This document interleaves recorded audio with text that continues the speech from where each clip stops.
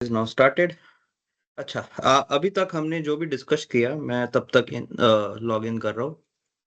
अभी तक हमने जो भी डिस्कस किया वो मेनली डेटाबेस के ऊपर हमने बात की, मास्टर डेटा के ऊपर बात की, उसका कॉन्फ़िगरेशन देखा, थोड़ा ऑर्ग स्ट्रक्चर का सेटअप देखा।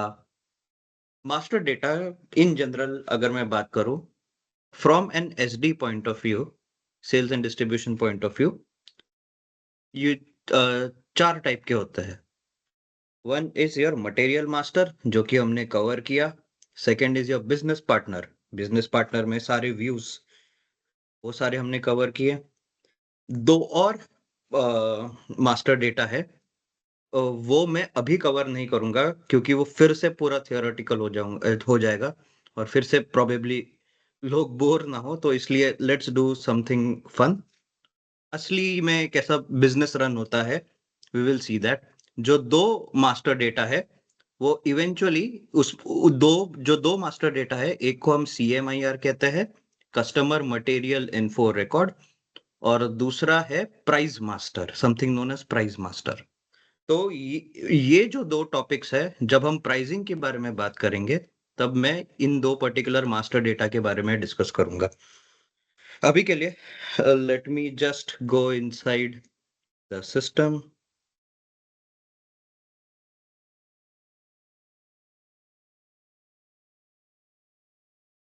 मैं स्क्रीन शेयर कर रहा हूँ।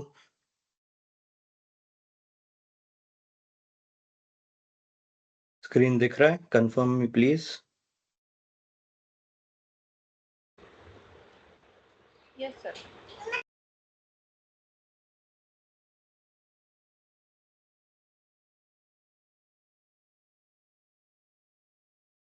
अच्छा, जब अभी जो सबसे बेयर मिनिमम मैं आपको सेटअप बता चुका हूँ, जिससे एटलीस्ट आप एक सेल्स डॉक्यूमेंट या जो सेल्स साइकिल या जो ऑर्डर टू कैश साइकिल मैंने इनिशियली डिस्कशन में बताया था, इनिशियल डेमोज क्लासेस में बताया था, वो अब इनिशिएट कर सकते हो।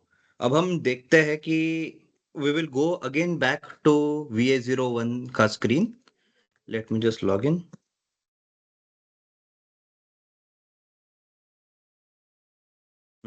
तो VA01, we will go over here again.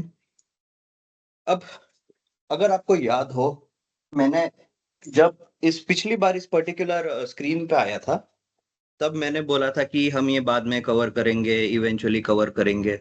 But अब शायद, चलो इस फील्ड को मैं अभी डिस्कस करूंगा थोड़े टाइम में, बट एटलीस्ट ये 3 फील्ड अब आपको क्लियर हो गया होगा ये सब क्या है और ये यहाँ पे क्यों है। सो बेसिकली यहाँ पे क्या हो रहा है, सिस्टम हमें पूछ रहा है कि किस टाइप का सेल्स डॉक्यूमेंट बनाना है। वो टाइप क्या है, थोड़ा होल्ड ऑन करो। किस टाइप का सेल्स डॉक्यूमेंट बनाना है, कई सारे टाइप्स होते हैं, हम देखेंगे आगे। और एक बार आप टाइप जब इसको बताते हो, कुछ टाइप देख लेते हैं यहाँ पे। अगर मैं यहाँ पे क्लिक करता हूं तो कुछ ऑप्शंस मुझे मिलते हैं। तो देखो क्या क्या टाइप है। प्रमोशन ऑर्डर, अगर आप देखोगे कभी किसी कंपनी की कोई स्ट्रेटेजी होती है कि उनको कुछ प्रमोशनल ऑफर्स निकालने होते हैं, तो अगर उस स्ट्रेटेजी या उस स्कीम में उनको सेल करना है कुछ प्रोडक्ट्स, तो sales type is a promotional order. Similarly अगर आप नीचे देखोगे, कुछ स्टैंडर्ड ऑर्डर लिखा हुआ है यहाँ पे देखो, कुछ यहाँ पे क्रेडिट मेमो लिखा हुआ है।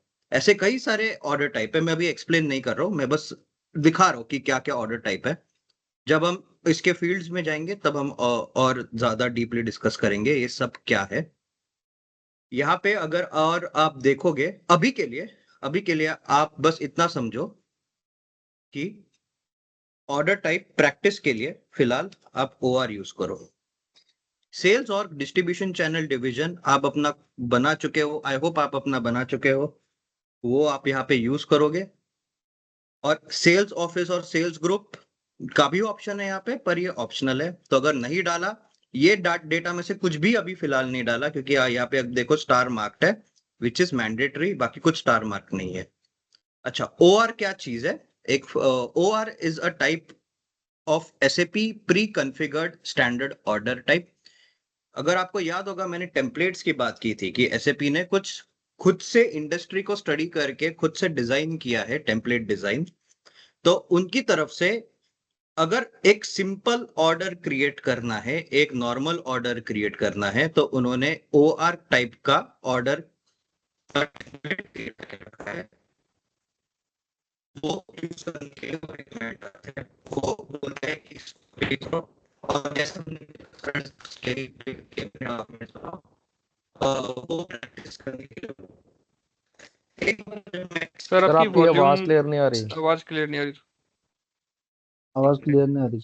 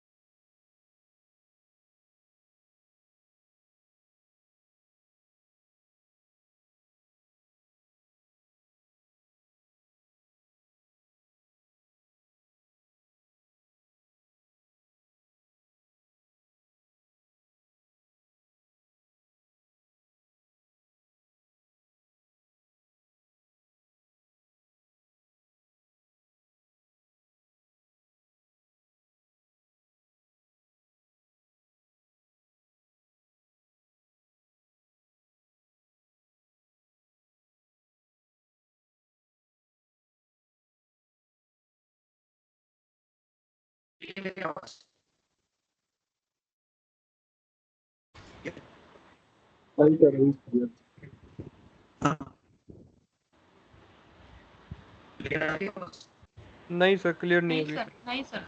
नो सर, क्लियर नहीं आ रही आवाज।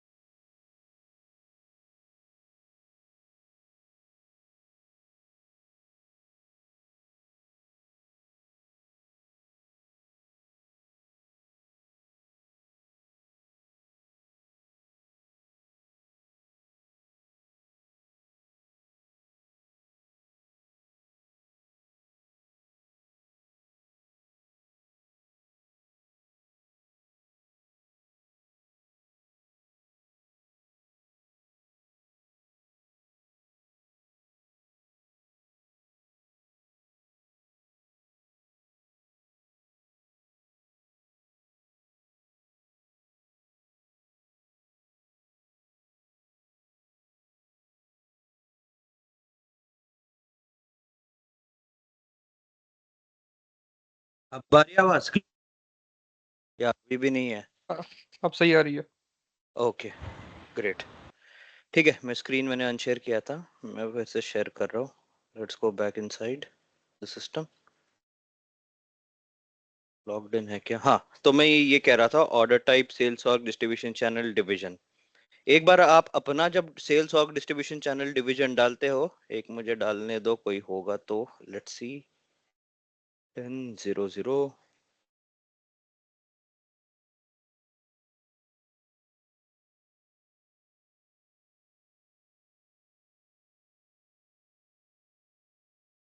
शायद ये मुझे फिर से लॉगिन करने को बोलेगा।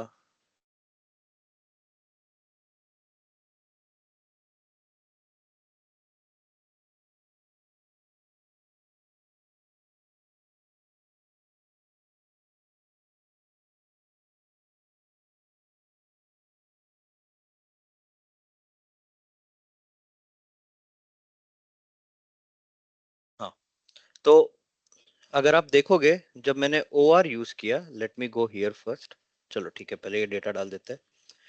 जो आपने बिजनेस पार्टनर क्रिएट किया, उस पर्टिकुलर बिजनेस पार्टनर के इंफॉर्मेशन सोल्ड टू पार्टी और शिप टू पार्टी में आएगी। अब sold to party ship to party क्या है, क्विकली शायद मैंने ये पहले भी कवर किया था। सोल्ड टू पार्टी ये बताता है कि आप किसको ये पर्टिकुलर ऑर्डर, किसके लिए ये पर्टिकुलर ऑर्डर आप क्रिएट कर रहे हो, और शिप टू पार्टी किसको ये पर्टिकुलर प्रोडक्ट जाएगा। अब कई केसेस में सोल्ड टू पार्टी और शिप टू पार्टी सेम हो सकता है, मतलब सेम बिजनेस पार्टनर नंबर हो सकता है, बट कई केसेस में अलग भी हो सकता है। फॉर एग्जाम्पल, अगर मान लो कि मुझे मेरे फ्रेंड के लिए कुछ ऑर्डर करना है, तो मैं सोल्ड टू पार्टी में अपना नाम लिखूंगा, या बिजनेस पार्टनर जो मेरे नाम का क्रिएट हुआ होगा वो लिखूंगा, और शिप टू पार्टी क्योंकि मैं अपने दोस्त के लिए, दोस्त को गिफ्ट करने वाला हूँ या दोस्त के लिए ऑर्डर करने वाला हूँ, इसलिए दोस्त का शिप टू पार्टी आएगा। इसलिए एसएपी ये पर्टिकुलर फीचर देता है। टेक सम डेटा, पर आप sold to party ship to party दे देते हो। अब इस केस में दोनों मैंने टू टू रखा हुआ है, टू टू का मतलब है कि सोल्ड टू पार्टी और शिप टू पार्टी दोनों सेम है। Late me just put enter customer reference. ये जो पर्टिकुलर फील्ड है कस्टमर रेफरेंस, ये एक तरीके से टेक्स्ट फील्ड है, मतलब आप इसमें कुछ भी डेटा डाल सकते हो, किसी चीज के ऊपर ये डिपेंडेंट नहीं होता। इस फील्ड को हम यूजुअली यूज करते हैं कुछ ऐसे सिनेरियोज में जहां पे प्रोक्योरमेंट भी हो रहा हो और सेलिंग भी हो रहा हो। इसका क्या मतलब है, मान लो कि मैं मैं कॉफी मैं स्टारबक्स में काम करता हूँ, कॉफी में बेचता हूँ। कॉफी जो अ, पूरा कॉफी जो हॉट कॉफी है वो मैं सेल करता हूँ। अब उस पर्टिकुलर कॉफी बेचने के लिए मुझे कॉफी बीन्स की जरूरत पड़ती है। अब मान लो कि एक एक यूनिक कस्टमर है जिसको बहुत ही यूनिक कॉफी का टेस्ट उसको पसंद है, और उसको वही यूनिक कॉफी के बीन्स अगर मान लो चाहिए है, तो मैं क्या करूंगा, मैं पहले तो वो यूनिक कॉफी के बीन्स जो उस पर्टिकुलर कस्टमर को पसंद है वो पहले ऑर्डर करूंगा, तो उसको मैं प्रोक्योर करूंगा, और फिर उसकी कॉफी बना के मैं उस पर्टिकुलर कस्टमर को दूंगा। तो यूजुअली ये फील्ड उस पर्टिकुलर केसेस के लिए यूज किया जाता है कि कुछ इंफॉर्मेशन पर्टिकुलर लिखना है आपको, कि कुछ आपने स्पेशल कुछ प्रोक्योर किया है फॉर एग्जांपल, या कुछ जनरल कुछ इंफॉर्मेशन आपको यहाँ पे देना है कस्टमर के बारे में। तो ये उसका फील्ड है। कस्टमर रेफरेंस डेट, ये अभी आप इग्नोर कर दो, late me just put something here. ओहो,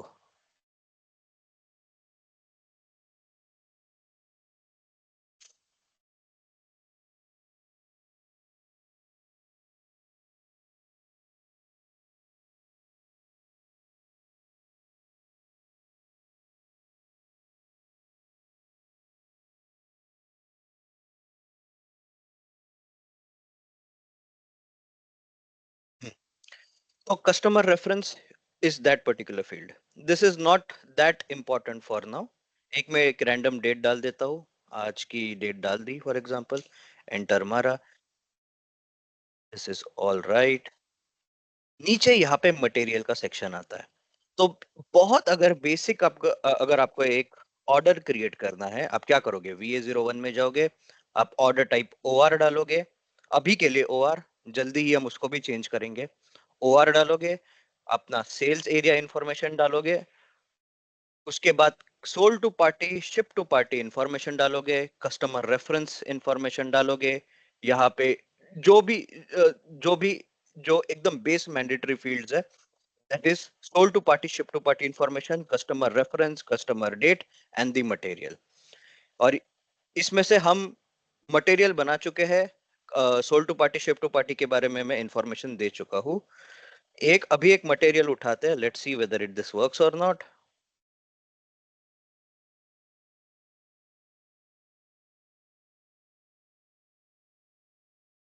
late me just put some data here. इसको इग्नोर मारो, इस पर्टिकुलर फील्ड को, ये अभी इतना इंपॉर्टेंट नहीं है।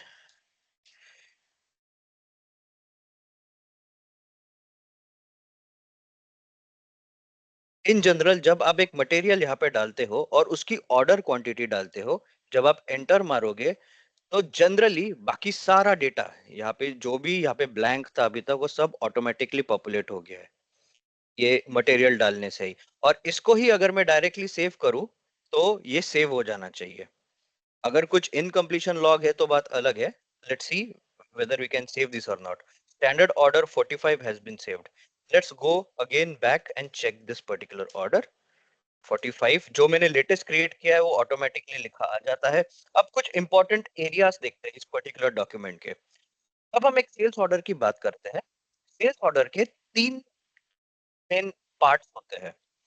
एक को हम हेडर बोलते हैं। अब हेडर क्या चीज है?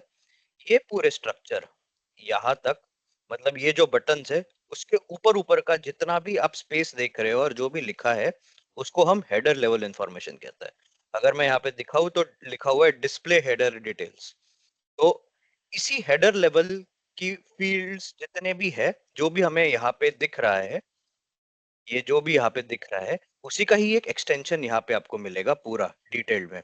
हेडर लेवल की इंफॉर्मेशन जो भी हम हेडर में डालते हैं that is applicable to all the materials. अब ऑल द मटेरियल्स का क्या मतलब है? अगर मैं नीचे जाऊं तो यहाँ पे खाली मैंने अभी एक ही मटेरियल डाला है। मान लो कि एक कस्टमर को बहुत सारे मटेरियल चाहिए तो मैं ऑब्वियसली वो सारे मटेरियल यहाँ पे लिखूंगा और उसकी क्वांटिटीज डालूंगा। तो ये जो इंफॉर्मेशन है मतलब कौन कौन से इंफॉर्मेशन? पेमेंट टर्म्स, पेमेंट कैसे होंगे, प्राइसिंग डेट, कब की प्राइस, किस दिन की प्राइस लगेगी। अब प्राइस भी आज शायद सस्ता हो सकता है कल महंगा हो सकता है। जैसे अभी जीएसटी नया आया हुआ है 22 तारीख से जीएसटी जीएसटी के स्लैब्स डाउन होंगे। तो अगर मैं आज ये पर्टिकुलर सेल्स डॉक्यूमेंट बनाऊं और इसकी बिलिंग करूं तो एक अलग प्राइस मिलेगा मुझे। 22 तारीख के बाद करूंगा तो एक अलग प्राइस मिलेगा। तो इसलिए ये डेट हमें ये चीज बताता है। तो ये पर्टिकुलर इंफॉर्मेशन जो भी हमको यहाँ पे दिख रहा है इनको टर्म्स वो डेटा होता है जिससे हमें ये पता लगता है कि जो ट्रांसपोर्टेशन का काम है मतलब आप जब आप एक सामान ऑर्डर करते हो जब वो पिक अगर आपको याद होगा पिक पैक जब होता है और वेयर हाउस से जब वो सामान निकलता है तब जब वो वेयर हाउस से सामान निकलता है और आपके घर तक पहुंचने तक वो जो पूरी जर्नी है उसमें वो गुड्स जो ट्रांसपोर्ट हो रहा है उसकी रिस्पॉन्सिबिलिटी किसके पास है? अगर आप यहाँ पे देखोगे गुड्स का ट्रांसपोर्ट की रिस्पॉन्सिबिलिटी पूरी डिफाइंड हो रखी है यहाँ पे। अगर आप देखोगे delivered eight terminal for example तो डिलीवर्ड एट टर्मिनल मतलब एक डॉक है। अगर अगर ये यूज तब होता है जब यूजुअली आप इंटरनेशनल शिपिंग कर रहे होते हो। एक डॉक होता है जहाँ पे गुड्स लोड अनलोड होते हैं। तो लोडिंग अनलोडिंग तक किसकी रिस्पॉन्सिबिलिटी है वो ये टीएटी करके बताता है। सिमिलरली यहाँ पे फ्री कैरियर मतलब कैरियर कैरियर के ऊपर कोई रिस्पॉन्सिबिलिटी नहीं है। यहाँ पे अगर नीचे ऊपर जाओगे तो CIF है, कॉस्ट इंश्योरेंस एंड फ्रेट। इसका ये मतलब है कि जो ट्रांसपोर्ट कर रहा है मतलब जो कस्टमर तक मटेरियल लेके जा रहा है सारी उसकी रिस्पॉन्सिबिलिटी है।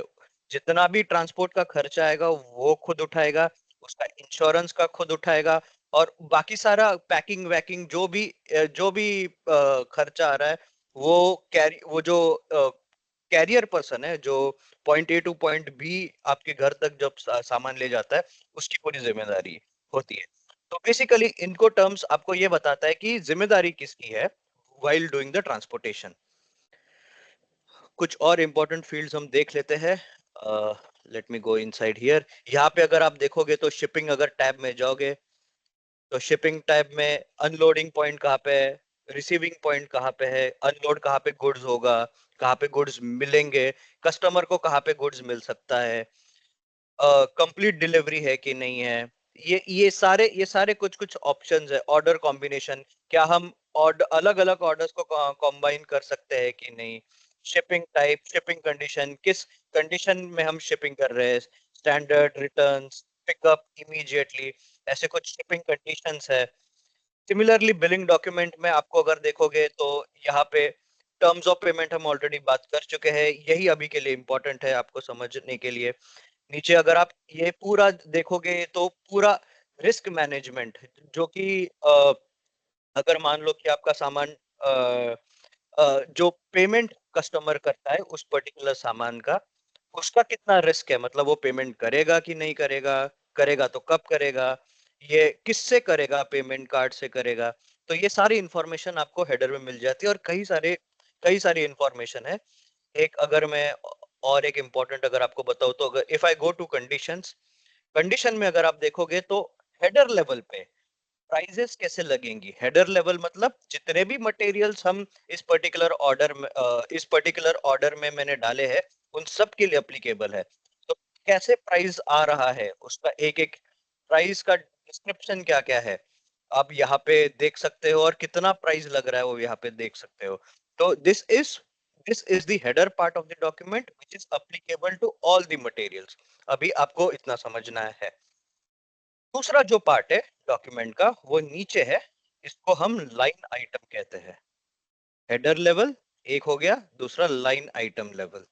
अब लाइन आइटम लेवल क्या होता है, अगर ये मटेरियल को मैं डबल क्लिक करूं एकदम अलग स्क्रीन खुल जाती है। अगर आप यहाँ पे देखोगे सेल्स ए, सेल्स बी, शिपिंग, कुछ कुछ टैब सेम है बट कई सारे टैब्स डिफरेंट भी है। सेल्स ए, सेल्स बी ये अपने हेडर में नहीं थे। अगर मैं हेडर में वापस जाऊं, there is only sales का tab, there is no sales A, sales B।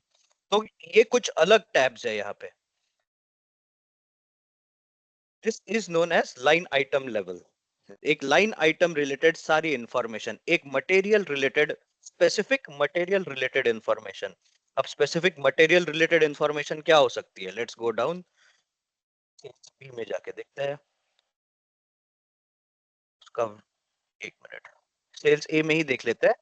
जैसे कि ऑर्डर क्वांटिटी कितना मैंने ऑर्डर किया। अब हर मटेरियल के लिए सेम भी हो सकता है, डिफरेंट भी हो सकता है, इसलिए यहाँ पे हमें ऑप्शन दिया गया है कि आप अपनी खुद की क्वांटिटी सेटअप करो फॉर ईच पर्टिकुलर मटेरियल। यहाँ पे अगर आप शिपिंग जाओगे फॉर एग्जांपल, तो कौन से शिपिंग पॉइंट, कौन सा रूट ये पर्टिकुलर मटेरियल लेगा, कौन सा स्टोरेज लोकेशन जिससे ये मटेरियल उठ रहा है, यहाँ पे उसकी इंफॉर्मेशन है। नीचे अगर जाओगे तो वेट एंड वॉल्यूम, अब हर एक मटेरियल का अलग वेट वॉल्यूम होता है, यहाँ पे आप अपना वेट एंड वॉल्यूम भी डाल सकते हो। बाय द वे सारी इंफॉर्मेशन आती है मटेरियल मास्टर से। एक मटेरियल का पूरा लाइन आइटम लेवल का most of the information comes from your material master. इसलिए मटेरियल मास्टर मेंटेन जब मैं कर रहा था तब अगर आपने नोटिस किया होगा तो मैं net weight, gross weight, volume डाल रहा था। आप एक एक्सरसाइज करना, net weight, gross weight, volume हटा देना, एक नया मटेरियल क्रिएट करना, net weight, gross weight, volume मत डालना और उसको सेल्स ऑर्डर में एक बार यूज करके देखना।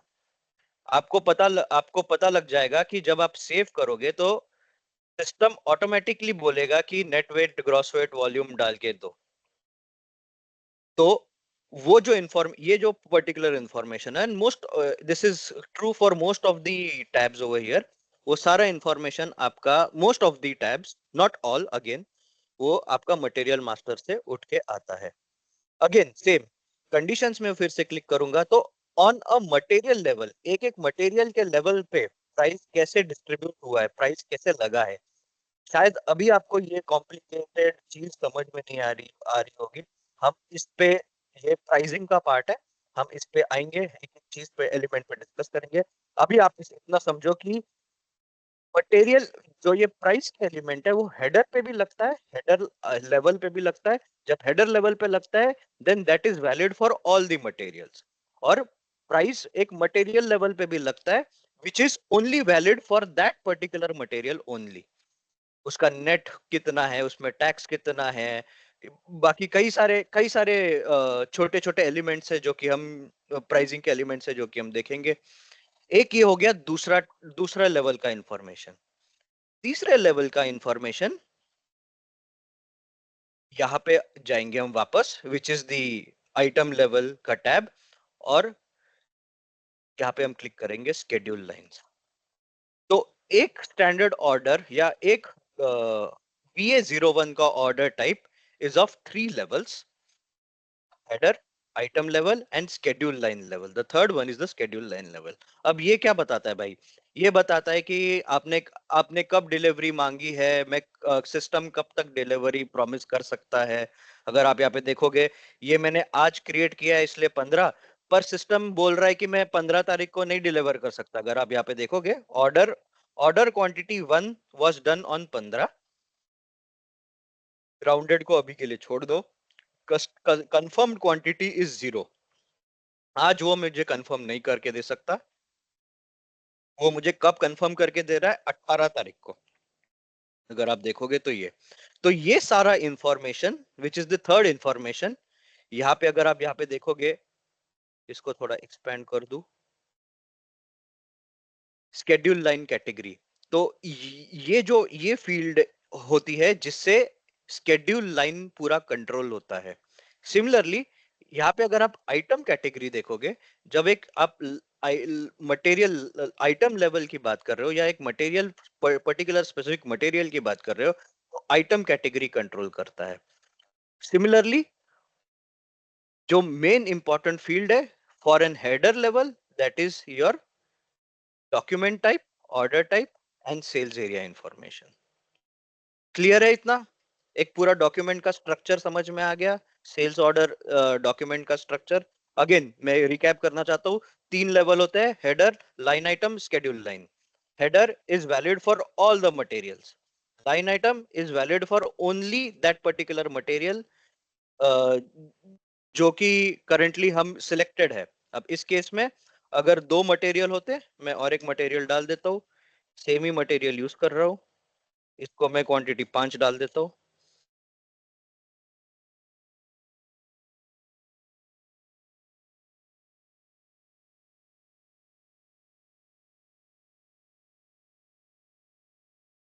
यहाँ पे अब मैंने क्वांटिटी 5 डाली है, यहाँ पे मैंने क्वांटिटी 1 डाली है। तो इसका लाइन आइटम लेवल का इंफॉर्मेशन अलग है, और यहाँ पे मैं नेक्स्ट आइटम यहाँ से सिलेक्ट, यहाँ से भी सिलेक्ट कर सकता हूँ।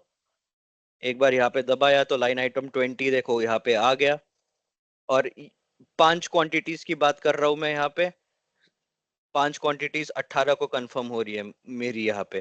तो this is the schedule line information, और लाइन आइटम लेवल इंफॉर्मेशन आपका पूरा यहाँ पे है, उसका weight, everything according to the material you have ordered adjust हो जाता है। अब क्योंकि इसके मटेरियल मास्टर डेटा में, एक मिनट, क्योंकि इसके मटेरियल मास्टर डेटा में मैंने वेट और वॉल्यूम मेंटेन नहीं है, मोस्ट प्रोबेबली मटेरियल मास्टर कैसे एक्सेस करेंगे? यहाँ पे डबल क्लिक करके सेल्स ऑर्ग 2, लेट्स सी इसका कुछ मेंटेन्ड है कि नहीं। सेल्स ऑर्ग 1 में ही है शायद से, late me go down.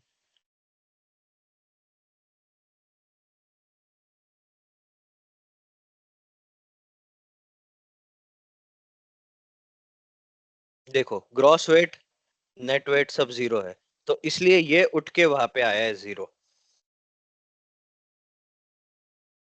Late me go back. तो आप मटेरियल, एक स्पेसिफिक मटेरियल के बारे में इंफॉर्मेशन आपको पता लगाना है, तो यहाँ पे आप डबल क्लिक करो तो उससे वो आप एक्सेस हो जाओगे।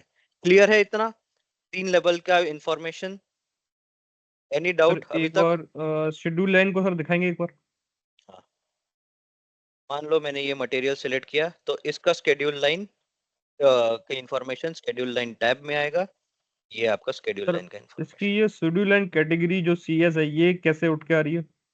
वो हम डिस्कस करेंगे, वो रुक अच्छा, जाओ। मैं बस इतना समझो ठीक कि स्केड्यूल ठीक लाइन है। को कंट्रोल करता है ये पर्टिकुलर फील्ड, आइटम कैटेगरी को कंट्रोल करता है ये particular field, item item items को बेसिकली, और हेडर को कंट्रोल करता है ऑर्डर टाइप और आपका सेल्स एरिया इंफॉर्मेशन। तो इसलिए आप जब VA01 में जाते हो, क्योंकि वो मेन कंट्रोलिंग पैरामीटर्स है, तो इसलिए आपको वो 3 या 4 चीजें ही मिलती है, ऑर्डर टाइप और सेल्स एरिया इंफॉर्मेशन। उससे पूरा डॉक्यूमेंट हेडर लेवल पूरा कंट्रोल हो जाता है। तो बेसिकली एसएपी क्या कर रहा है, स्टेप बाय स्टेप आपको डिफाइन करने का चांस दे रहा है कि आप पहले हेडर लेवल पहले इंफॉर्मेशन डिफाइन करो, फिर आइटम लेवल की इंफॉर्मेशन डिफाइन करो, और फिर शेड्यूल लाइन की इंफॉर्मेशन डिफाइन करो। अब वो एसएपी ने बहुत इजी कर दिया है, क्योंकि कुछ कुछ चीजें एकदम ऑटोमेटिक हो गई है, वो हम उसके बारे में डिस्कस करेंगे। जैसे ये ऑटोमेटिकली सीएस कैसे आया, ये पीछे पूरा सेटिंग है, पूरा कॉन्फ़िगरेशन है, वो हम देखेंगे। अभी के लिए हम क्योंकि एक कोई भी डॉक्यूमेंट हम क्रिएट करते हैं तो सबसे पहले वो हमें हेडर लेवल इंफॉर्मेशन मांगता है, या हेडर रिलेटेड इंफॉर्मेशन वो हमसे एक्सपेक्ट करता है।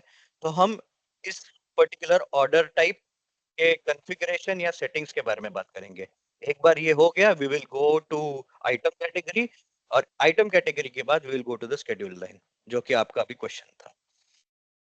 लेट्स सी, अब ये सारे चीजें उठ के कैसे आई, ये जो भी सेटिंग है, ये जो भी आप पूरा स्क्रीन दिख रहा है आपको, इसका पूरा डिजाइन कैसे हो रखा है, वो हम अभी देखेंगे। सर उसके लिए इस सेल ऑर्डर की सर आइटम कैटेगरी क्या है? क्या ये जो सेल ऑर्डर है ना वो इसकी आइटम कैटेगरी कहाँ शो होती है वो? यहाँ पे डबल क्लिक करो, नहीं, ये यू तो विल गेट मटेरियल टू की सी होगी ना। आइटम। सेल ऑर्डर की आइटम कैटेगरी का क्या क्या लॉजिक है? आपको क्या लगता है कि आइटम कैटेगरी क्या चीज है? अब जैसे ये मटेरियल है, हम्म ये मटेरियल की जो टीएस लिखा हुआ है, तो ये मटेरियल थर्ड पार्टी हम्म की तरह काम कर रहा है, क्योंकि ये थर्ड पार्टी टीएस लिखा हुआ है। अब राइट। जैसे सेल ऑर्डर है, सपोज है जेड ओ आर या ओ हम्म आर, तो हम्म, स्टैंडर्ड ऑर्डर है, अब इसकी खुद की आइटम कैटेगरी होती है। नहीं, एक सेल्स ऑर्डर की आइटम, सेल्स ऑर्डर अलग चीज है, सेल्स ऑर्डर का सॉरी, आइटम पार्ट है बेसिकली बोल आइटम। रहा हूँ। आइटम कि category is only valid for a particular material, इसलिए वो आइटम है। टीएन होती है क्योंकि ना। वो सब हम डिस्कस करेंगे, वो ठीक। खाली अगेन अगेन वो मटेरियल को ही रेफरेंस हो रहा है, वो आप जो कह रहे हो ना, that is only referred to the material. वो एक ऑर्डर टाइप से रेफर्ड नहीं है, एक हेडर लेवल से रेफर्ड नहीं है। समझ रहे हो आप? दिस समझ हैज में आ नो तो रहा है, लेकिन मैं तो रेलेवेंस। वही ये होगी, जैसे दिस कोई भी हैज, और हाँ इसका बोलो तो कोई बोलो। रिलेवेंस नहीं है खैर। ये तो मटेरियल हाँ वर्क कर रहा है थर्ड पार्टी की तरफ से, क्योंकि इसकी आइटम कैटेगरी टीएस कर दी है। अगर 10 कर देंगे तो उस तरीके से काम करने लगेगा मटेरियल, राइट राइट। है ना। वो वो अब जैसे वो हाँ। आती कैसे, अब ये ऑटोमेटिक आई कैसे, वो एक अलग डिस्कशन है, वो एक अलग सर डिस्कशन है। ये और जब मोस्टली हम देखा आइटम लेवल के बारे में बात करेंगे तब मैं इसको कवर करूंगा। थोड़ा सा आप सब्र रखिए। सर ये नहीं, वो तो मैं समझ गया आइटम लेवल सर क्या, वो तो मैं तो हाँ हाँ स्टैंडर्ड ऑर्डर की पूछ रहा था, और ये इसका पूछ रहा था ड्यू लाइन का, ये सीएस मतलब क्यों है ये, और इसमें सीएस ही होती है या और भी कोई होती है इसके अलावा इसकी आइटम कैटेगरी शेड्यूल वो लाइन की? सब मैं आपको और दिखाऊंगा, वो सब मैं आपको ठीक दिखाऊंगा। और अभी खाली स्ट्रक्चर समझो बस। अगर आपको ये क्लियर नहीं होगा तो आपको ये पता नहीं लगेगा कि अब जैसे फॉर एग्जांपल मैं इस पर्टिकुलर मटेरियल में जाता हूँ, शेड्यूल लाइन का टैब ऑलरेडी क्लिक्ड है। ये जो सीएस है, ये एक्चुअली इसके ऊपर डिपेंडेंट है, और भी कुछ फील्ड्स है, बट ये इसके ऊपर डिपेंडेंट है। अच्छा, ठीक है। मटेरियल सिमिलरली की आइटम ये कैटेगरी पर। सिमिलरली ये हेडर लेवल के इंफॉर्मेशन के ऊपर डिपेंडेंट है। ठीक। समझ रहे हो? मतलब it's a combination of various field, A plus B plus C plus D करके आपका आइटम कैटेगरी ये आ रहा है। Item category plus X Y Z मैं कुछ डाल रहा हूं तो मेरा शेड्यूल लाइन कैटेगरी आ रहा है। This is how data flows. अब वो A plus B plus C plus D क्या है, वो हम देखेंगे। लेट मी गो बैक, इसको नो कर देता हूं अभी के लिए। ओके। अब ये जो ऑर्डर टाइप है ओ आर, जैसे मैंने बोला, अब ये कॉन्फ़िगर कहाँ पे होता है? क्योंकि कई बार क्या होता है, आप बिजनेस में आप किसी कंपनी के लिए काम कर रहे हो, या किसी बिजनेस में काम कर रहे हो, तो उनके अलग अलग स्टाइल है सेल करने का। कोई कोई कुछ बोलता है कि किसी कंपनी में पॉलिसी ऐसी होती है कि कस्टमर हमारे फैक्ट्री में डायरेक्टली आ सकता है, डायरेक्टली सामान मैं उसको उसके सामने ही पैक करके उसको ही पकड़ा के दे दूंगा।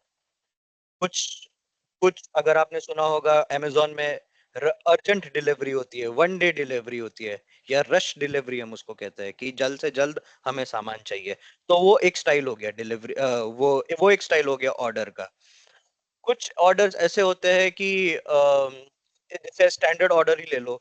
कुछ ऑर्डर्स ऐसे होते हैं कि मान लो कि मैंने एक ऑर्डर क्रिएट किया एक कस्टमर के लिए, पर गलती से मैंने उसको ज्यादा चार्ज कर लिया। उसको ठीक करने के लिए क्या किया जा सकता है। तो ऐसे कुछ सिनेरियोज होते हैं, तो उसको डेवलप करने के लिए हम जाते हैं decode/n VOV8।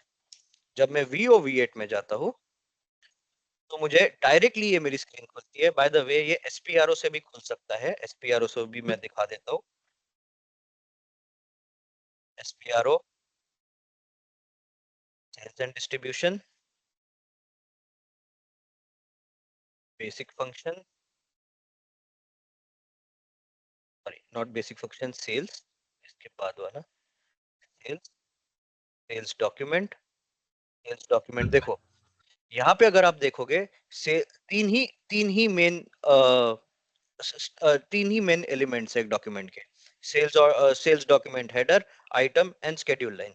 Customer service contracts, customer service एक बहुत ही एसएपी ने पहले ये पार्ट हुआ करता था कस्टमर सर्विस एसएपी एसटी का, बट अभी एसएपी इसको अलग कर रहा है, तो इसको छोड़ दो, भूल जाओ।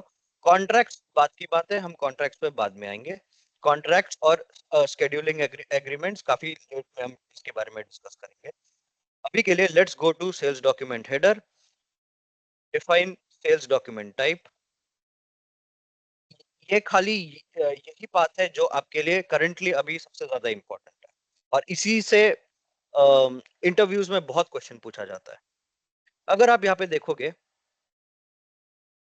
अगर आपको याद होगा मैंने कोटेशन की बात की थी during order to cash cycle, inquiry की बात की थी, तो IN QT ये सब SAP के स्टैंडर्ड डॉक्यूमेंट्स है। ये जो भी 4 लेटर देख रहे हो आप, most likely they are not from SAP। जो 2 डिजिट के है, तो जो 2 टर्म के है, दे आर फ्रॉम SAP। तो IN QT, अगर मैं नीचे जाऊं OR होगा, जो हमारे लिए अभी के लिए जो इंपॉर्टेंट है दैट इज OR। OR में जब जाता हूँ स्टैंडर्ड ऑर्डर, ऐसे कई सारे, feel free to explore them.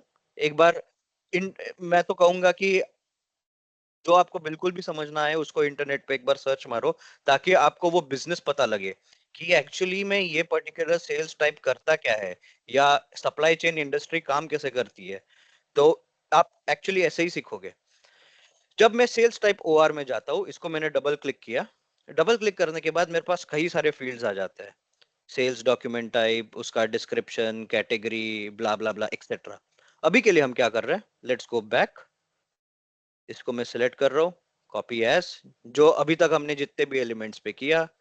आपने किसी ने अभी ZOR बोला था, तो अगेन आपको हमेशा ध्यान में रखना है कि कुछ भी एलिमेंट्स आप बना रहे हो Y या Z से ही बनेगा। ZPM में बना रहा हूँ मेरा ऑर्डर,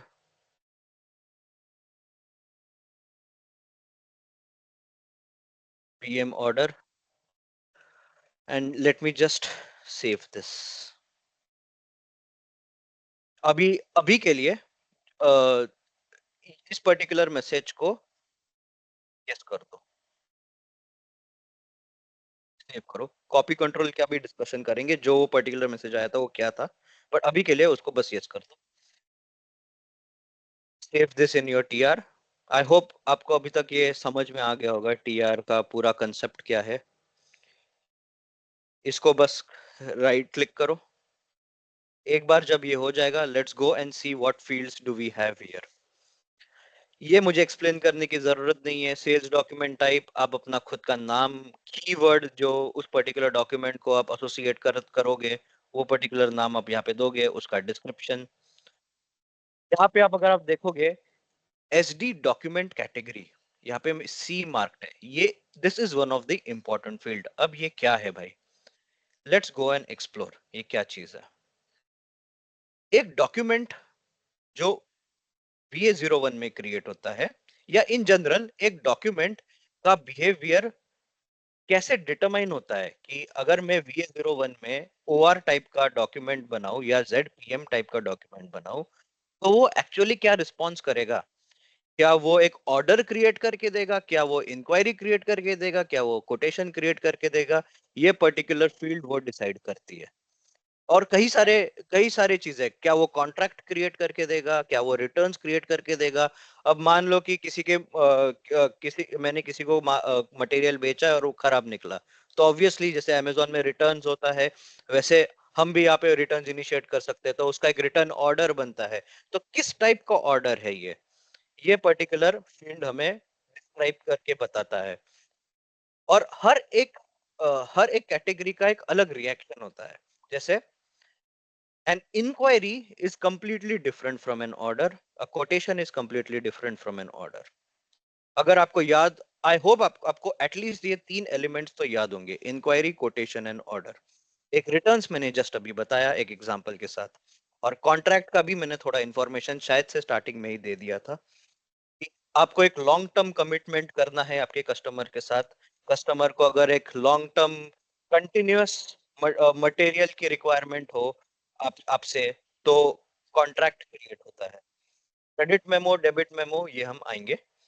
अभी के लिए आप ये खाली तीन रिटर्न्स और कॉन्ट्रैक्ट पे आप फोकस करो, मेनली ये खाली तीन। तो बेसिकली सी जब मार्क है यहाँ पे, तो सी मतलब ये ऑर्डर टाइप का डॉक्यूमेंट बनेगा।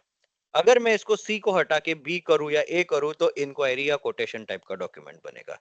बाय द वे, इंक्वायरी और कोटेशन से डिलीवरी क्रिएट नहीं होता है। उसके लिए डिलीवरी क्रिएट करने के लिए you have to place an order. आप जब ऑर्डर प्लेस करोगे तभी आपकी डिलीवरी होगी। तो ये एक छोटा सा फर्क मैंने अभी आपको बताया अलग अलग डॉक्यूमेंट्स के बिहेवियर का। इसको अभी के लिए मैं ऐसे ही छोड़ देता हूँ। एक एग्जाम्पल के लिए, just to give you more insight, अभी के लिए मैं ए क्लिक कर रहा हूँ, इंक्वायरी। इंक्वायरी वैसे मैंने नहीं कवर किया, और इंक्वायरी यूजुअली एसएपी के करिकुलम में नहीं कवर करते, बट स्टिल लेट्स सी। और ZPM को यूज करके देखते हैं क्या रिएक्शन आता है, देखते हैं। मैं इसको सेव कर रहा हूँ, बैक जा रहा हूँ ताकि ये चेंजेस रिफ्लेक्ट हो जाए। PA01 में जाता हूँ, और मेरा इसको मैं अभी के लिए हटा रहा हूँ। सिर्फ खाली ऑर्डर टाइप वाले फील्ड को आप फोकस करो। ZPM अगर मैं डालू, एंटर मारू, तो ऐसा कुछ मेरा स्क्रीन खुलता है। एक मिनट, शायद से सेव प्रॉपरली हुआ नहीं है, लेट मी जस्ट चेक। ये मुझे अलाउ नहीं करना चाहिए था।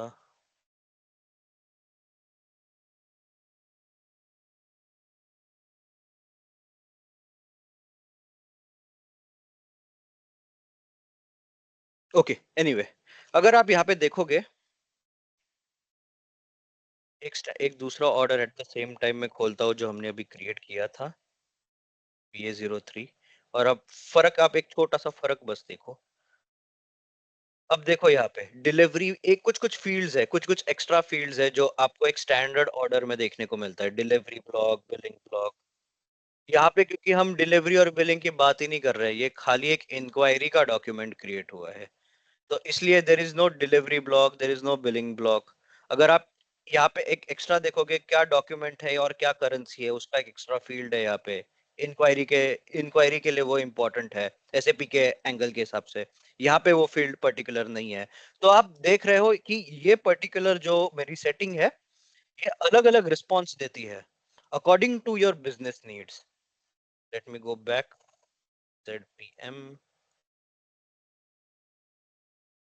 ZPM 1 था क्या? ZPM ही था। अलग अलग रिस्पॉन्स देती है। अभी के लिए मैं वापस इसको सी कर रहा हूँ, ऑर्डर। क्लियर है? ये एक फील्ड क्लियर है आपको? Any doubt in that? ये इंपॉर्टेंट फील्ड है। आपसे डायरेक्टली ये पूछा जा सकता है कि मेरे पास एक ऑर्डर ऑर्डर है, उसको एक पर्टिकुलर डॉक्यूमेंट टाइप को मुझे इंक्वायरी बनाना है या कोटेशन बनाना है, तो मैं कहाँ पे बनाऊं? तो this is the field where you will be making sales document block. अब ये भी फील्ड है। अब ये क्या है? एसएपी ये कहता है कि कोई भी तुम डॉक्यूमेंट या कोई भी डेटा एक बार एसएपी में अगर आ गया, तो उसको डिलीट मत करो, या कोशिश करो कि वो डिलीट ना हो। मतलब मेरे पास दो ऑप्शन है, या तो मैं इसको सिलेक्ट करके डिलीट का ऑप्शन दबा सकता हूँ, या फिर मैं सेल्स ब्लॉक में एक ब्लॉक लगा सकता हूँ। अगर आप यहाँ पे देखोगे मेरे पास कुछ ऑप्शंस भी है। The sales document type is blocked, only automatic creation allowed, for example rebate processing and no block. अच्छा, अब ये सब चीज क्या है, इस फील्ड का क्या मतलब है? पहला तो मैं अभी जस्ट बता चुका हूँ कि ऐसे भी कहता है कि डिलीट मत करो, आप कोशिश करो कि रोको उस पर्टिकुलर प्रोसेस को, बट डिलीट मत करो। क्यों डिलीट मत करो? क्योंकि एसएपी एक इतना पावरफुल सिस्टम है जो कि कई सारे कंपनीज अपने एनालिटिक्स के लिए यूज करते हैं, डेटा इंसाइट्स के लिए यूज करते हैं। अगर मैंने डेटा ही डिलीट कर दिया तो मुझे पता ही कैसे, मैं कुछ इंफॉर्मेशन ही निकाल नहीं पाऊंगा। That is one reason why you should use this instead of deleting और instead of blocking a particular document.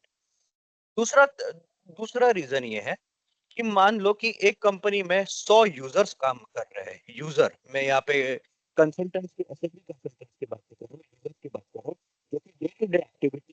Volume sir, volume, voice. आवाज आ रही है अभी? हाँ, आवाज नहीं आ रही, क्लियर क्लियर नहीं आ रहा है, क्लियर नहीं आ रहा। कैसे कैसी आवाज आ रही है? मतलब मेरा ऑडियो चेक तो परफेक्ट है। आवाज आती है सर, कभी एकदम खत्म हो जाती है, एकदम आने लग जाएगी, फिर गिर गिर होने लग जाती है। अब आ रही है आवाज? यार इसका हाँ, करूँ अब क्या ठीक आ मैं? रही है, अब ठीक ठीक आ है, रही है। ठीक है, कंटिन्यू हियर। तो एक तो मैंने ब्लॉक का रीजन ये बताया कि कुछ डिलीट नहीं होना चाहिए। दूसरा ब्लॉक का रीजन ये है कि मान लो कि 100 यूजर्स है जो कि करंटली एक पर्टिकुलर बिजनेस प्रोसेस चला रहे हैं, एक particular document type day to day, daily daily transaction में वो यूज करता है, और सडनली बिजनेस चेंज हो गया। मतलब कंपनी को इस पर्टिकुलर डॉक्यूमेंट टाइप के स्टाइल की कोई रिक्वायरमेंट है नहीं, they don't want to use it, तो यहाँ पे मैं ब्लॉक लगा सकता हूँ। दैट्स व्हाई ये पर्टिकुलर ऑप्शन है। और तीसरा है ओनली ऑटोमेटिक क्रिएशन अलाउड।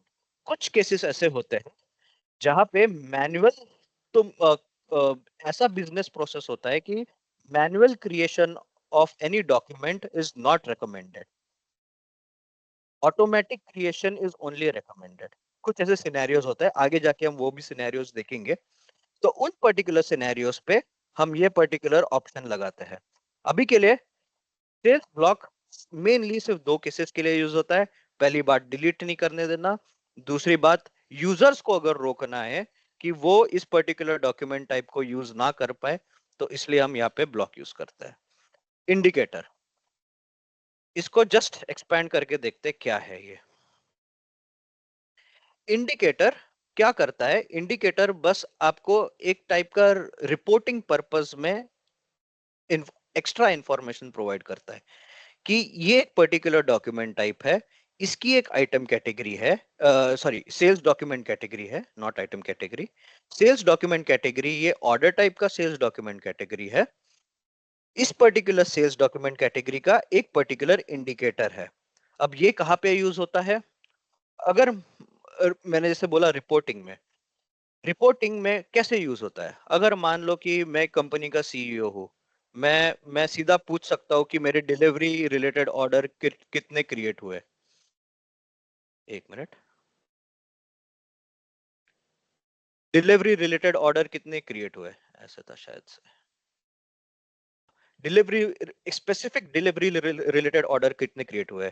मेरे इनवॉइस करेक्शन रिक्वेस्ट कितने क्रिएट हुए। इनवॉइस करेक्शन रिक्वेस्ट मतलब मैंने कुछ गलत तरीके से मैंने बिल बनाया है और उसको सही करना है, तो कितनी बार ऐसे हुआ है, कितनी बार डिलीवरी रिलेटेड ऑर्डर हुआ है, कितनी बार यहाँ पे अगर आप नीचे देखोगे just in time scheduling agreement हुआ है। जस्ट इन टाइम अगेन एक सप्लाई चेन मैनेजमेंट स्ट्रेटेजी है, एक प्रोडक्शन लेवल की स्ट्रेटेजी है। मैं ज्यादा एक्सप्लेन नहीं करूंगा इसको। अ, एक तरीके से बस आप समझ लो कि इंडिकेटर है, एक तरीके से रिपोर्टिंग पर्पस में ये पर्टिकुलर फील्ड यूज होता है, not important for our configuration purpose. Number system, already हम इस चीज के बारे में बात कर चुके हैं। नंबर सिस्टम क्या होता है? इंटरनल होता है, एक्सटर्नल होता है, यही दो सेम फील्ड है, इंटरनल का, एक्सटर्नल का। द आइटम नंबर इंक्रीमेंट, ये दो तो आप समझ ही गए हो, गए होंगे आई होप। इसको मैं स्किप कर रहा हूँ। मेन है नंबर सिस्टम्स के बारे में ये दो इंफॉर्मेशन। इसमें से भी सबसे इंपॉर्टेंट है आइटम नंबर इंक्रीमेंट। जब अगर आप यहाँ पे देखोगे, let me just open quickly one sales order VA0345। मैंने शायद से क्रिएट किया था ना, क्या आंसर था? एक क्विकली एक सेल्स ऑर्डर क्रिएट करते हैं। VA01 को हटा, take this 1000 sold to party डाला, शिप टू पार्टी डाला, कस्टमर रेफरेंस डाला, डेट डाली और मटेरियल डाला। Order quantity 1।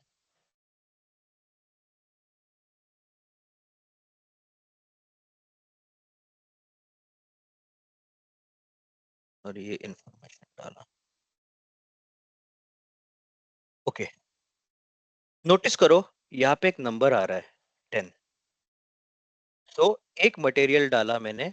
ये इंफॉर्मेशन मैंने नहीं डाला, मतलब मेरे पास ऑप्शन है यहाँ पे। जैसे मैं 12 1 2 3 जैसे अब मेरे गलती से डल गया, ये भी डाल के मैं अगर इसको कॉपी करके यहाँ पे पेस्ट करूँ और इसको एक क्वांटिटी डालूं, इसमें एक वैल्यू डालूं और एंटर मारूं, तो मेरा आइटम 1 2 3 आ गया। मेरे पास ऑप्शन है यहाँ पे डालने का। बट अगर मान लो इसको मैं बस डिलीट कर रहा हूँ और फिर से मैं क्रिएट करूंगा,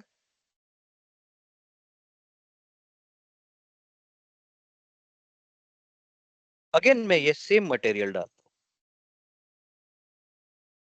यहाँ पे। अब इस बार मैंने आइटम नंबर नहीं डाला है और इसको मान लो कि मैंने 4 यहाँ पे क्वांटिटी डाल दिया। एंटर करने के बाद तो मैं, अगर आप यहाँ पे देखोगे तो 20 आ गया। तो क्या हो रहा है, पहला आइटम जो पहला मटेरियल जो मैंने डाला उसका एक इंडिकेटर 10 करके आइटम नंबर 10 बोलते हैं, फिर डायरेक्ट आइटम नंबर 20 आया। ये कैसे आया? ये आया इस पर्टिकुलर सेटिंग से। अगर मैं इसको चेंज करके कुछ और दूसरा डालूं तो इनके बीच का ऑटोमेटिक आने वाला गैप उतना ही रहेगा जितना मैंने यहाँ पे स्पेसिफाई किया है। यहाँ पे अब ये यहाँ पे बाय डिफॉल्ट 10 क्यों है? क्या लगता है, कोई मुझे बता सकता है ये बाय डिफॉल्ट 10 क्यों है? ये 1 क्यों नहीं है? लॉजिकली क्योंकि सर लॉजिकली तो ऐसे होना चाहिए कि मतलब मैं एक आइटम डालूं, फिर 10 की जगह स्टार्टिंग ही 1 से होना चाहिए, 1 2 3 4 5 6 7 8, और वैसे ही सारे मटेरियल्स आने चाहिए, राइट? क्या लॉजिक क्या है? क्या फ्यूचर लगता में सर पॉसिबल है कि 0 से लेकर 10, फिर 10 से 1 11 12 करके 20 इस तरीके से चीजें चलेंगी फिर? है? नहीं, अब मतलब मतलब थोड़ा बहुत सही हो तुम, हाँ। बट इसका एक एक्यूरेट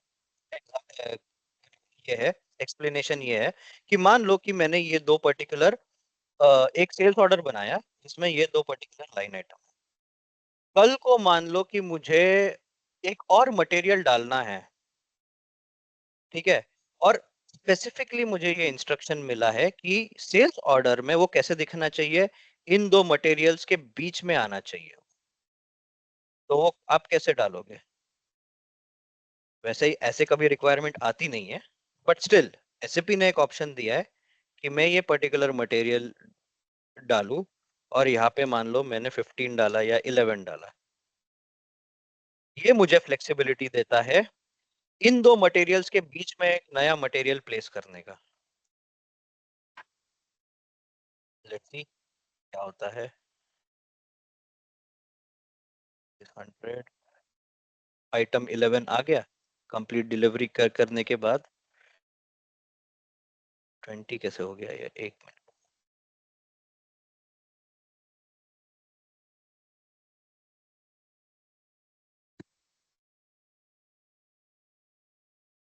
ट्वेंटी ऊपर चला गया शायद से, हाँ। देख रहे हो रिएक्शन? 10 आइटम नंबर आया है, उसका एक पर्टिकुलर मटेरियल है। फिर मैंने नेचुरल रिएक्शन ये था कि 10 से, क्योंकि सेटिंग ऐसी हुई थी उस पर्टिकुलर ऑर्डर टाइप की कि उसका जो इंटरवल है, इस पर्टिकुलर नंबर का जो इंटरवल है वो 10 के गैप में बढ़ रहा था। बट अगर फ्यूचर में कोई ऐसी रिक्वायरमेंट आ गई कि मुझे एक मटेरियल फिट करना है इन दो मटेरियल के बीच में, तो इसलिए मेरे पास एक ऑप्शन मिल जाता है कि मैं एक नया मटेरियल ऐड करूं ताकि ये फिट हो जाए इन दो पर्टिकुलर लाइन आइटम के बीच में। अब आप देखोगे ये एडिटेबल नहीं है, ये फील्ड्स एडिटेबल नहीं है। तो एक बार ये डल गई तो डल गई, या तो मुझे इसको डिलीट करके नया क्रिएट करना पड़ेगा, या फिर या फिर मुझे पूरा सेल्स ऑर्डर ही डिस्कार्ड करना पड़ेगा। क्लियर? इस पर्टिकुलर फील्ड का क्या लॉजिक है? Line Yes, sir. Item number increment, कैसे मटेरियल्स आएंगे, कैसे लाइन आइटम्स रिप्रेजेंट होंगे, सब आइटम इंक्रीमेंट। अब ये क्या चीज है? सब आइटम इंक्रीमेंट के यहाँ से मैं डिस्कशन कल करूंगा, अपना अभी टाइम अप हो गया है आज के लिए। अभी तक आपको समझ में आया सेल्स डॉक्यूमेंट कॉन्फ़िगरेशन, अभी जितने फील्ड्स है? बहुत बेसिक फील्ड मैंने बताया है, मैंने आपको सेल्स ऑर्डर के बारे में, पूरा तीनों व्यूज के बारे में बताया। कोई डाउट क्विकली? No, sir.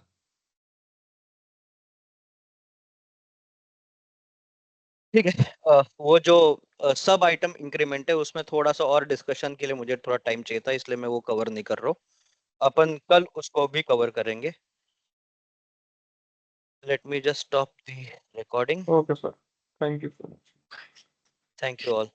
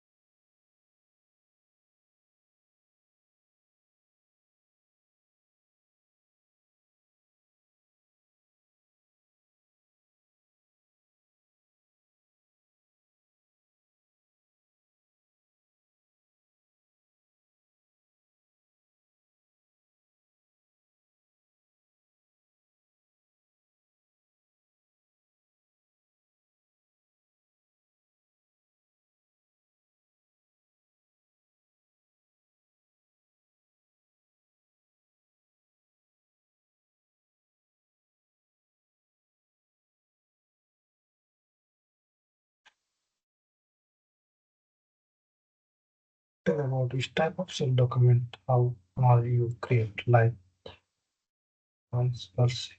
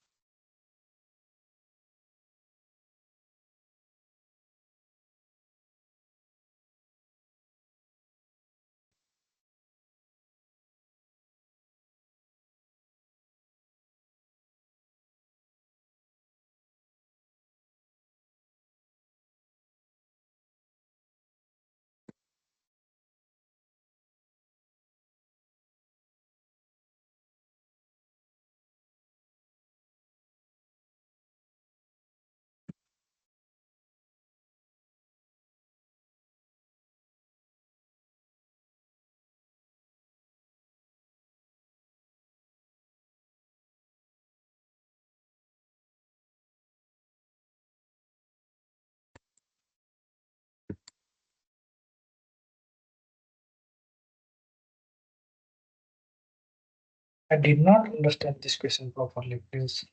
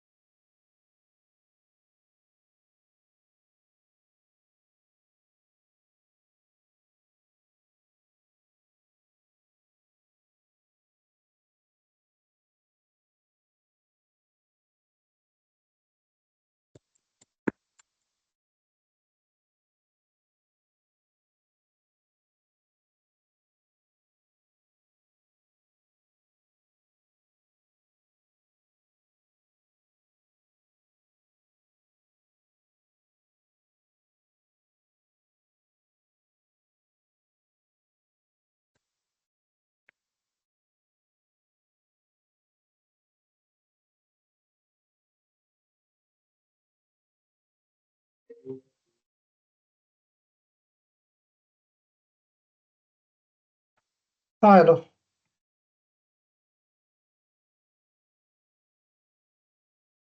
नहीं ना।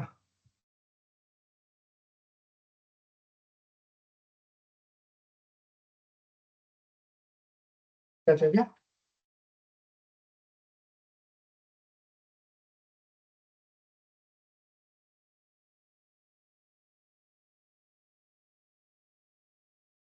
वो- जब हम VA01 डाल के सेल्स ऑर्डर क्रिएट करते हैं, तब हम वो जो डालते हैं OR वो स्टैंडर्ड होता है, वो तो पता है मुझे।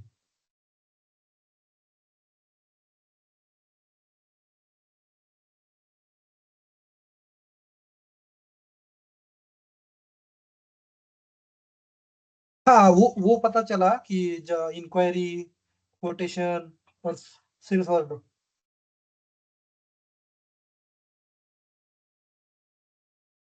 वो डॉक्यूमेंट टाइप का क्वेश्चन था ना? ओके ओके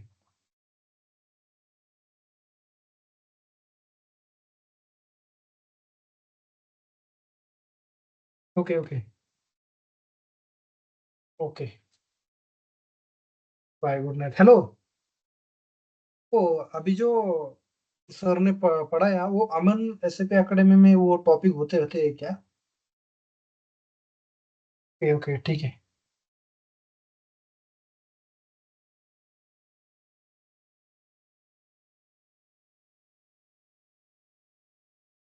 ओके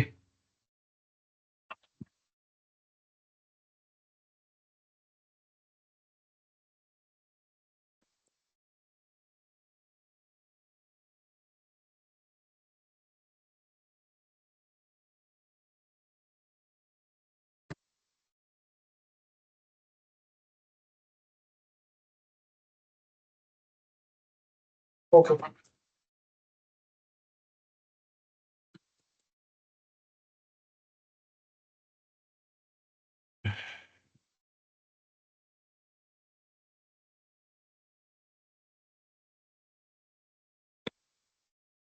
एक्चुअली वो रिपोर्ट सबमिट कर रहा हूँ मैं। Okay bye good night.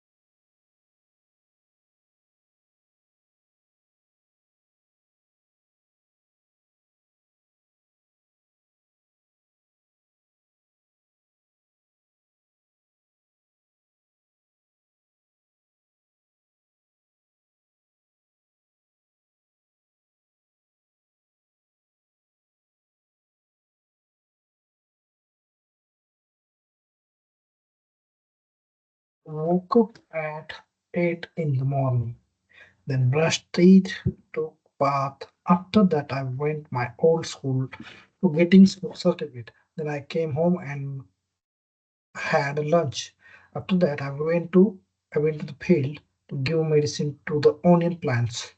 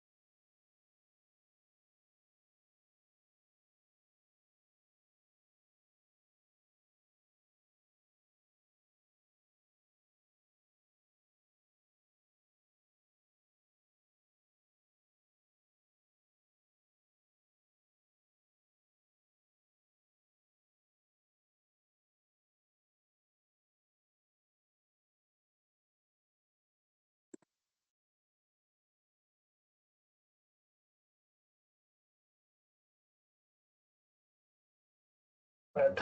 The past. Red.